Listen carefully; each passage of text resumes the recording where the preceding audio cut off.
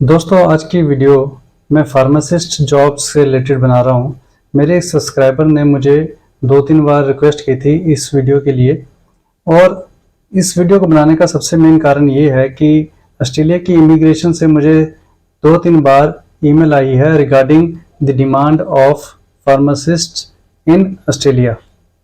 तो आपकी डिमांड बहुत है। अगर आप फार्मासिस्ट हैं, अगर आपके पास डिग्री है, तो ये वीडियो आपके लिए है, इसको मिस मत कीजिएगा।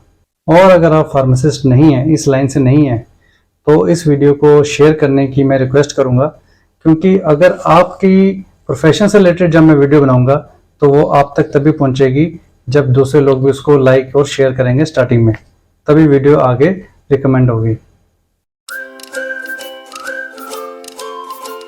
तो आज की वीडियो स्टार्ट करते हैं और मैं आपको डिटेल्स देता हूं कि फार्मासिस्ट्स के लिए क्या क्या एलिजिबिलिटी है, क्या फ़ायदे हैं, और आप कौन कौन सी जॉब्स में अप्लाई कर सकते हैं, किस तरह से अप्लाई कर सकते हैं, और ऑस्ट्रेलिया आप कैसे पहुंच सकते हैं विदाउट ऑफर लेटर। बिना ऑफर लेटर के आप ऑस्ट्रेलिया कैसे पहुंच सकते हैं। अगर आप दूसरे प्रोफेशन से हैं तो भी आप देख सकते हैं कि आपके प्रोफेशन में भी अगर आपके पास स्किल है, सब कुछ है, अगर आप रिक्वायरमेंट्स को फुलफिल कर रहे हैं तो आप भी बिना ऑफर लेटर के कैसे ऑस्ट्रेलिया पहुंच सकते हैं। तो दोस्तों, सबसे पहले मैं आपको दिखा देता हूं कि मुझे मई में भी इमिग्रेशन से, ऑस्ट्रेलिया की इमिग्रेशन से ईमेल्स आई थी रिगार्डिंग फार्मासिस्ट की डिमांड से रिलेटेड। उन्होंने लिखा था कि Indian pharmacist calling all Indian pharmacist Australia wants you, ये आप देख सकते हैं। और नीचे इन्होंने बताया था कि अगर आप क्वालिफाइड फार्मासिस्ट हैं तो आप अप्लाई कीजिए। और ये 26 मई की ईमेल है, आप देख सकते हैं। इसके बाद जो मुझे दूसरी ईमेल आई थी वो 1 महीने के बाद दोबारा से आई थी, 30 जून के करीब, आप डेट देख सकते हैं, जिसमें इन्होंने इन्फॉर्म किया था कि 1361 माइग्रेंट्स आर कमिंग डेली। तो इतने लोग डेली माइग्रेंट्स आ रहे हैं ऑस्ट्रेलिया में, ग्रोथ हो रही है, और अगर आप फार्मासिस्ट हैं तो आप अप्लाई कीजिए, क्वालिफाइड अगर हैं आप तो अप्लाई कीजिए। और अब ये 27 जुलाई को तीसरी बार मुझे फिर हर 1 महीने में, मतलब आप देख सकते हैं 1-1 महीने का गैप है, मुझे फिर से आई है कि ऑस्ट्रेलिया स्टिल नीड फार्मासिस्ट। तो ये 3 महीने से लगातार जो मुझे मेल आ रही थी, और मेरे मन में था कि मैं वीडियो बनाऊं फार्मासिस्ट से रिलेटेड, तो मैं आज आपके सामने वीडियो लेके आया हूं जिसमें आपको मैं दिखा रहा हूं कि गवर्नमेंट को फार्मासिस्ट की ज़रूरत है। और आप अगर क्वालिफाइड हैं, अगर आप एलिजिबल होते हैं तो आप क्या है इसमें अप्लाई कीजिए। मैं आपको आगे बताऊँगा कि वो कैसे होगा। अगर आप दूसरे प्रोफेशन से हैं, अगर आप सपोज करो इंजीनियर हैं या मेडिकल रिलेटेड हैं, नर्स हैं, या कोई भी आपका प्रोफेशन है, तो आप ये वीडियो देख सकते हैं और आपको पता चल सकता है कि किस तरह से आप भी ऑस्ट्रेलिया जा सकते हैं, जिसमें ऑफर लेटर की भी ज़रूरत नहीं होगी, जॉब लेटर की ज़रूरत नहीं होगी, वर्क वीज़ा की ज़रूरत नहीं होगी। इंडिया में आप सीधा अप्लाई करेंगे और वहाँ से, इंडिया से ही आप फ्लाई करेंगे सीधा ऑस्ट्रेलिया। देखिए दोस्तों, यहाँ से मैं वीडियो को 2 भागों में डिवाइड करता हूँ। एक तो वो जो फार्मासिस्ट हैं, क्वालिफाइड फार्मासिस्ट हैं, और आप अगर चाहें तो यहाँ से ही बैठे बैठे जब आप जॉब्स की जगह इमिग्रेशन, ऑस्ट्रेलिया की इमिग्रेशन को अप्लाई करेंगे तो आपको ऑफर लेटर की जरूरत नहीं पड़ेगी। खुद ऑस्ट्रेलिया आपको इनवाइट करेगा और आप इंडिया से सीधा फ्लाई करेंगे ऑस्ट्रेलिया में, जिसमें आपको किसी ऑफर लेटर की जरूरत नहीं होगी। और दूसरा सेक्शन वो होगा जिसमें अगर आप एलिजिबल नहीं हैं तो आप किस तरह से ट्राई कर सकते हैं और आप ऑस्ट्रेलिया पहुंच सकते हैं। तो पहले केस में ऑफर लेटर की कोई जरूरत नहीं है, दूसरे केस में ऑफर लेटर की जरूरत पड़ेगी। तो मैं आपको पहले केस में किस तरह से हम पहुंच सकते हैं वो आपको मैं बताता हूं। देखिए दोस्तों, ये जो फर्स्ट केस है वो एक पर्टिकुलर वीज़ा है जिसका नाम है स्किल वीज़ा। तो ये स्किल वीज़ा जो होता है ये हर कंट्री में होता है। हर कंट्री ये कहती है कि आप अगर स्किल्ड हैं, लायक हैं, एलिजिबल हैं, एजुकेटेड हैं, हमारी भाषा आपको अच्छी तरह से आती है, तो आप हमारी कंट्री में आके काम कर सकते हैं, रह सकते हैं। तो ऑस्ट्रेलिया में जो वीज़ा है, स्किल वीज़ा, उस वीज़ा के तहत आपको पॉइंट्स मिलेंगे। जिस तरह से आपने कनाडा के बारे में सुना होगा पॉइंट सिस्टम, उसी तरह से ऑस्ट्रेलिया का जो पॉइंट सिस्टम है उसमें आप अगर थ्रेशोल्ड में आते हैं, अगर आपके पॉइंट्स, मिनिमम पॉइंट्स आते हैं, बन जाते हैं, तो आप उस कंट्री को, जो कि ऑस्ट्रेलिया है, उसको आप अप्लाई कर सकते हैं। जब आप अप्लाई करेंगे तो उसको बोलते हैं एक्सप्रेशन ऑफ इंटरेस्ट, कि मेरा इंटरेस्ट है इस कंट्री में आने का। तो ऑस्ट्रेलिया आपको बोलता है ओके ठीक है, आपका इंटरेस्ट है, तो आप बताइए कि आपकी एजुकेशन क्या है, आपकी एक्सपीरियंस क्या है, आपकी इंग्लिश कितनी अच्छी है, और आपकी डिग्रीज कौन सी हैं, और एज क्या है आपकी।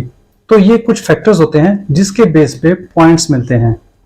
वो आपको पता होगा कि कनाडा में कैसे पॉइंट्स मिलते हैं, उसी तरह से एक ये जो पैरामीटर्स बनाए हैं और इनके बेस पे आपको पॉइंट्स मिलते हैं। और ऑस्ट्रेलिया में अगर आपने स्किल वीजा के लिए अप्लाई करना है, दैट्स 189, तो वो आपको मिल सकता है अगर आपके पॉइंट्स सारे मिला के टोटल करके कम से कम 65 होते हैं। तो आपकी सपोज कीजिए एज की बात करें तो एज में अगर आपको 30 पॉइंट्स मिलते हैं, अगर क्वालिफिकेशन में आपको 15 पॉइंट्स मिलते हैं, आपकी इंग्लिश प्रोफिशिएंसी के बेस पे अगर आपके बैंड्स 7 है तो ज़्यादा और अगर 6 है तो कम, इसके बेस पे आपको 15 पॉइंट्स मिलते हैं। इस तरह से करते करते आपके एक्सपीरियंस के बेस पे भी, अगर आपका 4 साल का एक्सपीरियंस है, 5 साल का एक्सपीरियंस है, तो आपको इतने पॉइंट्स मिलेंगे, 5 या 10। 8 साल से ज़्यादा का एक्सपीरियंस है तो आपके पॉइंट्स होंगे 10 या 15, और अगर आपका 3 साल का एक्सपीरियंस है 2 का, तो उसके पॉइंट्स 0 होंगे। तो इसी तरह से पॉइंट्स हर कैटेगरी में जब मिलते हैं और मिनिमम 65 अगर आपका बनता है तो आप एलिजिबल हो जाते हैं इस स्किल वीजा के लिए अप्लाई करने के लिए। ध्यान रखिएगा, अप्लाई करने की बात हो रही है। और जब आप अप्लाई करते हैं तो इस तरह से ऑस्ट्रेलिया के पास, ऑस्ट्रेलिया की गवर्नमेंट के पास आपका डाटा पहुंच जाता है कि ये बंदा कौन सा है, इसका नाम क्या है, कहाँ पे रहता है, पासपोर्ट क्या है, क्वालिफिकेशन क्या है, डिग्री क्या है, कौन से यूनिवर्सिटी से की है, एक्सपीरियंस क्या है, किसके पास किया है इसने एक्सपीरियंस अपना, इसकी बैंक स्टेटमेंट क्या है, इसकी सैलरी क्या है, वगैरह वगैरह सारी डिटेल्स उनके पास होती है। तो वो जब डिटेल्स उनके पास होती है, जो आपने सच बोला होता है, तो वो आपको फिर इनवाइट करते हैं। अगर वक्त आता है और उन्हें लगता है कि इस वक्त मुझे 65 वालों को भी इनवाइट करना है, तो हो सकता है आपके पॉइंट 70 बन रहे हो सकता है 75 बन रहे हो। वो डिपेंड करता है आपकी स्पाउस के ऊपर भी, उनकी क्वालिफिकेशन कितनी अच्छी है, उनकी इंग्लिश कितनी अच्छी है, तो पॉइंट्स मिल सकते हैं और भी ज़्यादा। अगर आप इंटरप्रेटर हैं, सपोज करो आप इंग्लिश से कोई और लैंग्वेज में भी आप कर सकते हो, बंगाली, या मैं रीजनल लैंग्वेज की बात नहीं कर रहा, बिल्कुल भी इंटरनेशनल लैंग्वेज होनी चाहिए, जैसे फ्रेंच होगी, फ्रेंच के बाद मैंड्रिन होगी, या फिर पॉलिश होगी, या जो भी दूसरी जो कंट्रीज की जो लैंग्वेजेस होती हैं, अगर आप उसको इंटरप्रेट कर सकते हैं तो स्पेनिश वगैरह, तो आपको पॉइंट्स और मिलते हैं, 5 या 10 पॉइंट्स मिलते हैं। तो आपके पॉइंट्स अगर 75 हैं तो यू शुड अप्लाई, आपके पॉइंट्स अगर 80 हैं तो डेफिनेटली यू शुड अप्लाई। अब ये पॉइंट्स जब होते हैं तो हो सकता है कि मई के महीने में, जून के महीने में 80 पॉइंट्स वालों को इन्विटेशन आ रहा है, हो सकता है एक महीने के बाद 75 पॉइंट्स वालों को भी इनविटेशन आ रहा हो, क्योंकि डिमांड अभी भी है। तो इस तरह से करते करते जब आपके जो पॉइंट्स हैं अगर वहां तक पहुंच के भी अगर गवर्नमेंट को लगता है कि अब इनको भी इनवाइट करना चाहिए, हो सकता है आपको इनविटेशन मिल जाए। वंस यू गेट इनविटेशन तो आपका 70% काम हो चुका है। उसके बाद बाकी 20% बचता है डॉक्यूमेंटेशन सबमिशन का। आपने जो बोला है वो सही होना चाहिए, आपकी डॉक्यूमेंटेशन सही होनी चाहिए, आपको सबमिट करना होता है, दिखाना होता है, अप्रूव करना होता है, अप्लाई करना होता है बाकायदा एम्बेसी में, और विद इन वीक्स जो है आपका वीज़ा लग जाता है। और इतनी अच्छी खबर आती है कि आपकी लाइफ चेंज हो जाती है। उसमें यही है कि बिना ऑफर लेटर के, बिना किसी और फॉर्मेलिटी के, एम्प्लॉयर की तरफ से जो चाहिए होती है, आप इंडिया के किसी भी कंट्री की किसी भी सिटी से आप फ्लाई करेंगे सीधा ऑस्ट्रेलिया की किसी भी सिटी में, किसी भी सिटी में आप वहाँ रह सकते हैं, आप वहाँ पे काम कर सकते हैं, आप वहाँ पे काम को सर्च कर सकते हैं। चाहे अब आप सोचें कब तक, ये आपके ऊपर है। आप 2 महीने कर सकते हैं सर्च, आप 6 महीने सर्च कर सकते हैं, आप साल तक सर्च कर सकते हैं। आप सर्च करते रहिए, आपको जॉब मिल जाएगी क्योंकि आप उसी कैटेगरी में आए हैं। हाँ, एक नेगेटिव पॉइंट ये है कि आप जिस कैटेगरी में आए हैं आपको वही जॉब करनी है, दूसरी जॉब नहीं मिलेगी। सपोज करो आप फार्मासिस्ट की बात हो रही है और आप अप्लाई करते हैं, यू हैव 70 पॉइंट्स और आपको इनविटेशन आ जाता है, सपोज कीजिए आफ्टर 2 मंथ्स, तो आपको जब आप वहां पहुंचते हैं तो आपको सिर्फ जॉब्स वही अप्लाई करनी है जो आपकी कैटेगरी है, दूसरी नहीं कि मैं कोई और छोटा मोटा काम कर लेता हूँ टाइम बीइंग, ऐसा नहीं है। आपको वही करनी है, क्योंकि गवर्नमेंट ये कह रही है कि डिमांड है, आप करिए, सर्च करिए, तो आपको पूरी फैसिलिटी दी गई है। तो बिना ऑफर लेटर के, बिना और किसी झंझट के आप वहां पहुंच गए, आप वहां पे जॉब सर्च कर रहे हैं। तो जॉब सर्च करने से रिलेटेड मैं ये बता सकता हूँ कि अगर आप पहुंच भी जाते हैं, आपको जॉब चाहिए, तो जॉब की गारंटी मैं लेता हूँ कि मैं आपको वहां पे जॉब लगवा दूंगा। दो चाहिए मुझे रिक्वायरमेंट्स, एक तो आप वहां पे होने चाहिए, दूसरा आपके पास वर्किंग राइट्स होने चाहिए।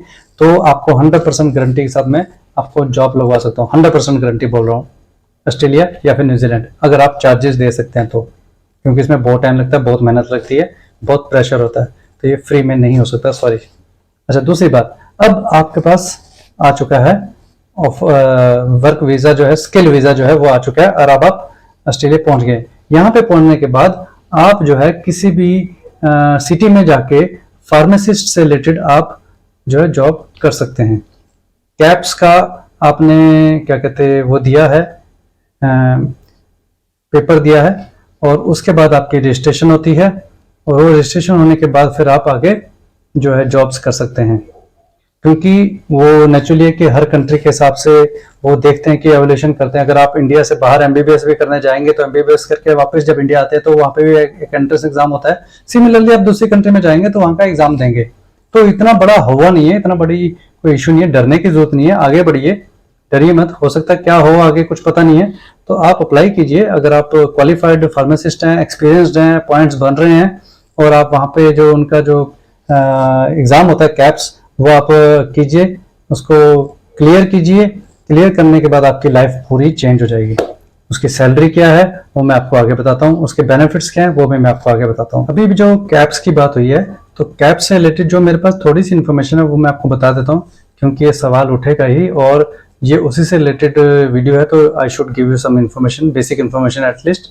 तो कैप्स की फुल फॉर्म है knowledge assessment of pharmaceutical science. तो वो आपको नॉलेज आपकी असेसमेंट हो रही है, और ये ऑनलाइन एग्जाम होता है ऑस्ट्रेलिया का फार्मा लाइन से रिलेटेड, और ये इंडिया की कई सिटीज़ में नहीं, सिर्फ सिलेक्टेड सिटीज़ में होता है, दिल्ली, मुंबई, बेंगलोर, चेन्नई एंड हैदराबाद।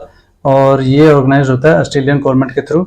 ये साल में 3 बार होता है, थ्राइस, और इसकी फीस जो है वो है $1290, $1290 है।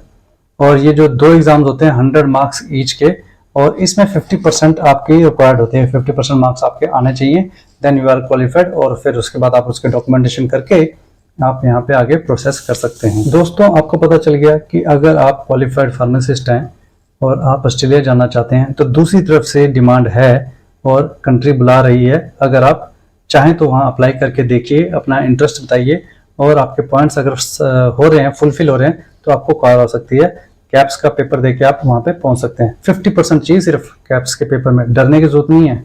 अगर आपको आता है तो डरिए मत, घबराइए मत, कोर्स कीजिए और उसके बाद आप पेपर दीजिए, 50% ज़्यादा नहीं होते हैं। अब ये सब करने के बाद मैं आपको ये बता रहा हूँ कि इसमें एलिजिबिलिटी क्या है। नेचुरली है कि आपके पास क्वालिफिकेशन होनी चाहिए, बैचलर डिग्री कम से कम, एम फार्मा तो बहुत अच्छी बात है, और आपके पास एक्सपीरियंस होना चाहिए। एक्सपीरियंस आपके पास जितना अच्छा होगा उतने अच्छे पॉइंट्स मिलेंगे आपको। 8 साल से ज़्यादा का अगर एक्सपीरियंस है तो उसके पॉइंट्स ज़्यादा होंगे, 15 पॉइंट्स होंगे। अगर 5 और 8 साल के बीच का एक्सपीरियंस है तो उसके पॉइंट 10 होंगे। तो आपकी क्वालिफिकेशन अच्छी होनी चाहिए। दूसरी बात, आपकी इंग्लिश जो है, इंग्लिश प्रोफिशिएंसी जो है, वो सवाल हर प्रोफेशन में उठता है कि इंग्लिश कितनी अच्छी चाहिए। तो इसमें आपकी इंग्लिश अच्छी होनी चाहिए, बट ऑब्वियस है क्योंकि ये फार्मासिस्ट रिलेटेड जॉब है, दवाइयों से रिलेटेड जॉब है, इंग्लिश आपकी अच्छी होनी चाहिए, और 6 या 7 बैंड हों तो ही आपको फायदा होगा। आपको वो मिलेगा, क्या कहते हैं, प्रेफरेंस जिसे कहते हैं, प्रेफरेंस मिलेगी। तो आपके पास बैंड्स अच्छे होने चाहिए। एज बार की अगर बात करें तो नेचुरली है, स्किल वाली बात जब आती है तो उसमें एज बार नहीं होती है, लेकिन आपके पॉइंट्स भी तभी बनेंगे जब आप एक स्किल जो एज जो है उस कैटेगरी में आएंगे।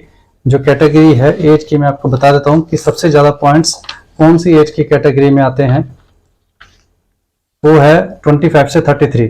तो अगर आप 33 की एज से कम है तो आपको 30 पॉइंट्स मिलेंगे। अगर आप 33 से लेकर 40 के बीच में लाई करते हैं तो 25 मिलेंगे। 40 से 45 की एज के बीच में लाई करते हैं तो 15 मिलेंगे। तो अगर आप 45 से ज्यादा हैं तो पॉइंट्स आपके 0 हो जाएंगे, लेकिन इसका ये मतलब नहीं है कि आपको जॉब नहीं मिलेगी या फिर आपको वहाँ पे इन्विटेशन नहीं मिलेगा।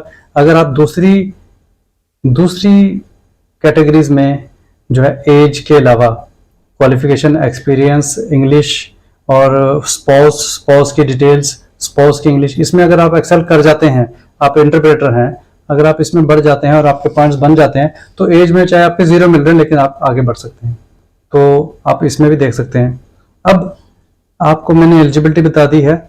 इसके बाद अगर आप देखें तो बेनिफिट्स क्या हैं। नेचुरली हर कोई ऑस्ट्रेलिया जाना चाहता है, उसके बेनिफिट्स सबको पता है कि वहाँ पे कमाई बहुत ज़्यादा है और जो फार्मासिस्ट हैं उनकी कमाई भी कोई कम नहीं है। 1 लाख से ज़्यादा एनुअली जो है एवरेज इनकम है, एक साल में 1 लाख से ज़्यादा उनकी एवरेज इनकम है। सैलरी की बात करें तो फार्मासिस्ट 1 लाख से ज़्यादा कमाता है और एवरेज के हिसाब से वेजेस की अगर मैं बात करूं तो $40 से $50 पर आवर के हिसाब से इनकी वेजेस होती हैं। तो सबसे पहला बेनिफिट तो ये है कि सैलरी बहुत अच्छी है और दूसरा ये कि गवर्नमेंट बहुत अच्छी है, वहाँ की लोकेशंस बहुत अच्छी हैं, वहाँ के रूल्स और रेगुलेशन जो एकदम सही हैं। यहाँ जो होता है फार्मासिस्ट में बहुत सारे, आपको भी अच्छी तरह से मालूम है, झोल झाल बहुत है। वहाँ पे आपको स्ट्रेट एंड फॉरवर्ड काम करना होता है। आप रजिस्टर्ड हैं तो आप काम करेंगे, आप रिन्यू नहीं कराए तो आपको प्रॉब्लम हो सकती है। अगर आप कोई गलती भी कर रहे हो, गलती से आपकी कोई गलती होती है तो भी गवर्नमेंट उसको देखती है कि आपसे गलती हुई है, तो इसलिए आपको इतना भी घबराने की जरूरत नहीं है। यहाँ पे अगर कोई काम हो जाए तो आपने पैसे दिए और निकल गए, लेकिन वहां पे ऐसा नहीं होता, इसलिए आप सही तरीके से ही रहेंगे वहां पे। तो ये बेनिफिट्स में तो नहीं आता, वैसे ये क्रिटिक्स वाली बात हो गई है। तो सबसे अच्छी चीज जो है वहां पे आपको सैलरी मिलेगी और आपकी लाइफ जो है वो बहुत अच्छी बन जाएगी। लेकिन इसके अलावा भी अगर देखा जाए तो आपकी जो शिफ्ट होती है वो भी 8 घंटे की होती है, 8 घंटे से ज्यादा नहीं होती है। ओवर टाइम आपको मिलता है। वहां पे यही है कि किसी भी तरह का ना शोषण नहीं होता है, आपके साथ कोई एक्सप्लॉयटेशन नहीं होती है। तो आपको 8 घंटे का ही शिफ्ट मिलती है अनलाइक इंडिया। और यहाँ पे एक्स्ट्रा कोई काम नहीं करवाया जाता। जिस काम में आप हो, आप फार्मासिस्ट हो तो आपसे फार्मासिस्ट ही करवाएंगे, आपसे लोडिंग अनलोडिंग या क्लीनिंग नहीं करवाएंगे। तो ये अलग बेनिफिट्स हैं किसी भी प्रोफेशन की वैसे तो फार्मासिस्ट के इस तरह से है। दोस्तों अब सवाल ये आता है कि अप्लाई कैसे करें। अप्लाई करने के लिए वेबसाइट है, वेबसाइट में जाके आप कंपेयर कर सकते हैं अपने पॉइंट्स को और उसके बाद वहाँ पे आप अप्लाई कर सकते हैं। लिंक जो है मैं डिस्क्रिप्शन में दे दूंगा और वहाँ जाके आप कर सकते हैं कि आपका क्या डिटेल्स है, आप उसको सबमिट करेंगे। आगे आप जब एक्सप्रेशन ऑफ इंटरेस्ट अपना सबमिट करेंगे और उसके बाद आप वेट करेंगे कि कब आपको गवर्नमेंट जो है कॉन्टैक्ट करेगी। अगर आपको नहीं करना आ रहा है सपोज, तो आप मुझे कॉन्टैक्ट कर सकते हैं इस तरह की सर्विस के लिए।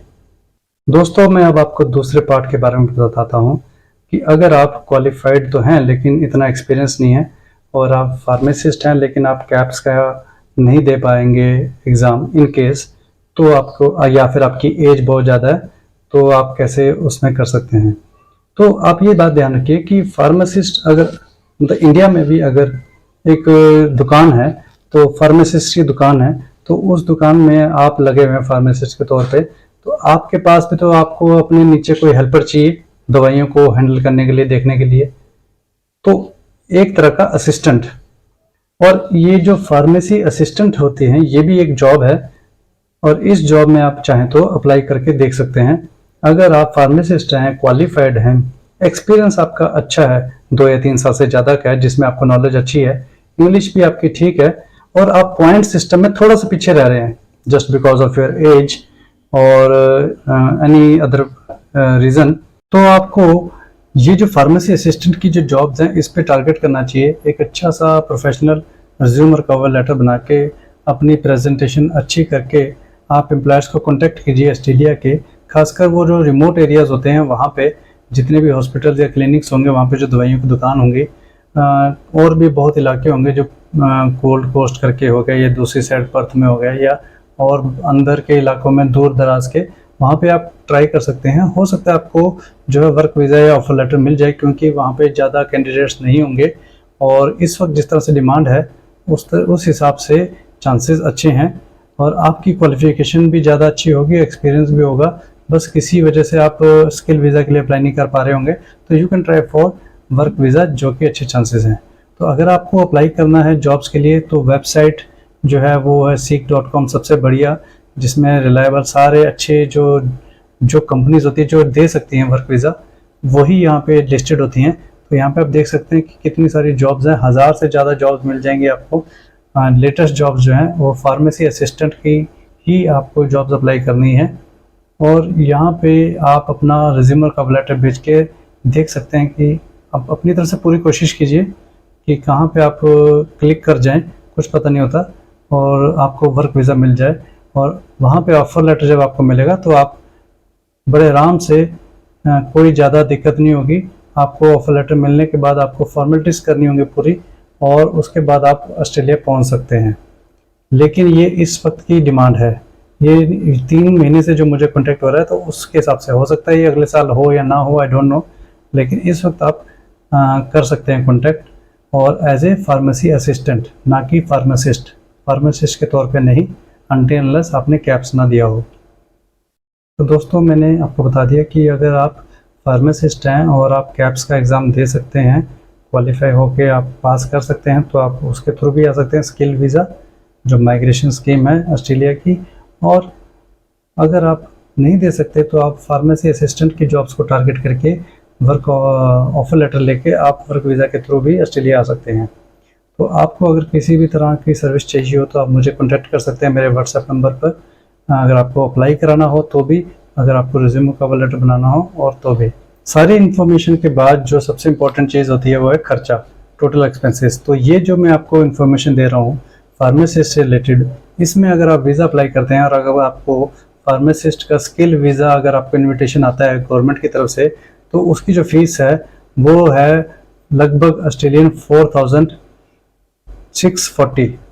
4,640 ऑस्ट्रेलियन डॉलर, जो इंडियन रुपीज़ में 2,52,451, मतलब 2,50,000 के करीब करीब है, उससे ज़्यादा है। तो 2.5 लाख के करीब इसकी जो एम्बेसी फ़ीस होगी, और ये तब होगी जब आपका जाना तय होगा, पक्का होगा, कंफर्म्ड होगा। तो वीज़ा जब लगेगा उसके बाद आपने एम्बेसी फ़ीस में ये वाली फ़ीस भरनी है और आपको फ्लाई करना है ऑस्ट्रेलिया की तरफ। तो ये मोटा मोटा है, इसके ऊपर आप 1-1.5 लाख का खर्चा और दे सकते हैं। अगर आप वर्क वीज़ा के लिए अप्लाई कर रहे हैं और फार्मासिस्ट के तौर पे नहीं, फार्मेसी असिस्टेंट के तौर पे अप्लाई कर रहे हैं जॉब्स को, और आपकी जॉब लगती है, ऑफर लेटर आ जाता है, तो उसमें जो खर्चा होगा वो आप 2 साल के लिए जो अप्लाई करेंगे वीज़ा, तो उसमें 75,000 के करीब डॉलर्स, 1330 के करीब उसकी फ़ीस है, जो 75,000 के करीब इंडियन रुपीज़ में आती है। अगर आप 4 साल का करेंगे तो उससे डबल हो जाती है। तो अभी तो सिर्फ 2 साल की फ़ीस के हिसाब से बता देता हूँ कि अगर आपका वर्क वीज़ा लगता है तो उसकी जो एम्बेसी फ़ीस है वो है 75,000 के करीब। तो ये फ़ीस भी आपको तभी देनी है जब आपको कंफर्म होता है कि मेरा वीज़ा लग चुका है। तो ये आपका मोटा मोटा जो है लगभग जो अंदाज़ा जो है मैंने आपको बता दिया कि इतना एक्सपेंसेस आता है आपको। और अगर आप ऑस्ट्रेलिया में ऑलरेडी हैं या न्यूजीलैंड में है, किसी कंट्री में है, स्टूडेंट वीज़ा पे या टूरिस्ट वीज़ा पे, तो आप मुझसे कॉन्टैक्ट कर सकते हैं टूरिस्ट वीज़ा को स्टडी वीज़ा में कन्वर्ट करने के लिए। या फिर आप अगर कोई जॉब सर्च कर रहे हैं, आप स्टूडेंट वीज़ा पे हैं, आपके पास वर्किंग राइट्स है, तो आप मुझे कॉन्टैक्ट कर सकते हैं। अगर आप मुझे चार्जेस देंगे तो मैं आपके लिए जॉब 100% गारंटी से सर्च करके आपको जॉब लगवाऊंगा। चैनल को सब्सक्राइब कर लीजिएगा दोस्तों, और वीडियो को लाइक कीजिएगा, शेयर कीजिएगा। Thank you.